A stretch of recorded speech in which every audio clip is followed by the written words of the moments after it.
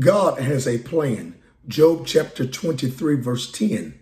But he knoweth the way that I take. When he hath tried me, I shall come forth as gold. God has a plan as we go through, and we must be what? Be faithful, be patient, be prayerful, be reading, be thankful, be obedient, be holy, be yielding, be quiet, be trusting, be waiting, and be attending. And we shall come forth as gold.